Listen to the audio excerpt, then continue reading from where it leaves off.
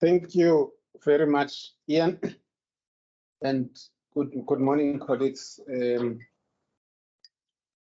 My understanding is that the chair of the board is joining virtually today, Dr. Mapazi. She was with us for the 2 sessions last week. We do have a member of the board with us, who is also the chairperson of the Research Projects and Stakeholder Management Committee, Utatu Koyo, sitting somewhere there. Any other board members who might be attending virtually, I would like to acknowledge you, Ian, our facilitator, who has done a sterling job so far. So if for some reason today he fails to deliver, it's not about him. I think it's about, shall we say, the commodity or the people in the room. The acting HOD, Diamond, Mr. Diamond, whom I hope is probably joining.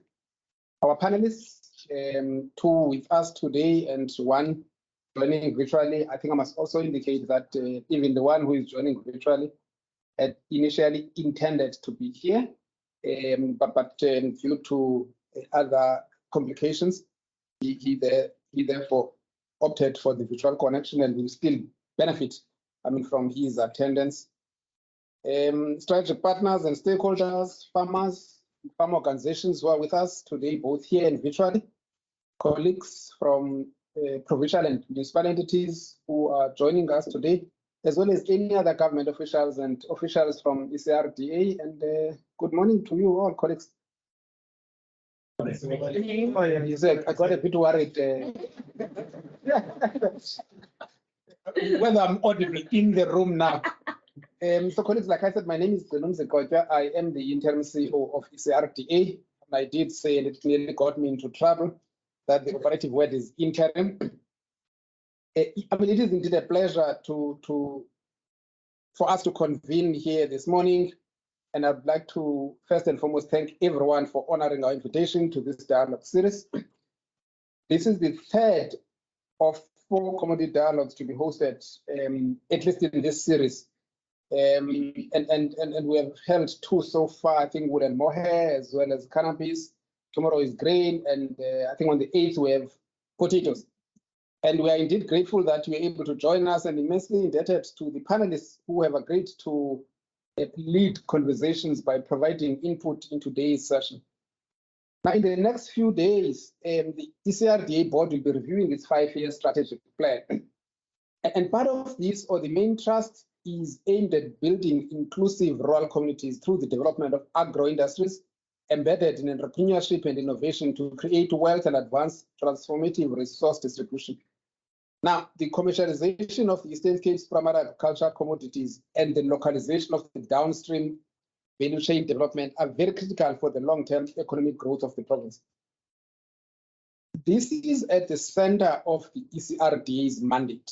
And given that if you were to get into the law, in terms of Section 3 of the Act, the establishing legislation for the entity, the objects of the agency are, among other things, to promote, support, and facilitate rural development in the province by 1, driving and coordinated integrated programs of rural development, land reform, and agrarian transformation in the province.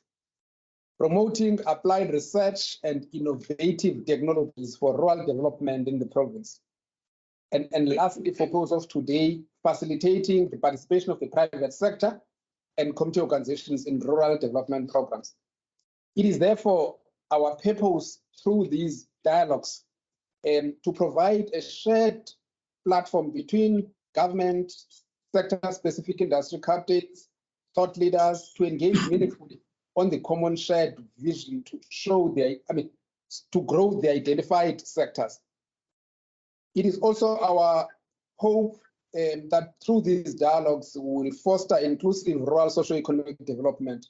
And lastly, we hope to share learnings on sector gaps and opportunities where ECRDA, collaborating with strategic partners, can stimulate based industries in various agricultural value chains. I will talk about things that I'm sure most of you know, that in terms of this sector specifically, We are almost probably aware that the Eastern Cape's province comparative and competitive advantage includes its vast underutilized arable land, favorable climatic conditions, youthful population to drive the agro-industry development that can meaningfully contribute to the provincial GDP growth. We also are aware that maize is the most important grain crop in South Africa, being both the staple food for the majority of South African people and the major animal feed grain. Maize is extensively grown in Eastern Cape and is the biggest input cost to other livestock commodities like poultry, where it accounts for about 70%. But the interesting fact is that Eastern Cape, in fact, interesting and disturbing fact with all of this is that Eastern Cape is merely contributing 1% of maize production to a national figure. And it is almost similar to other grain crops as well.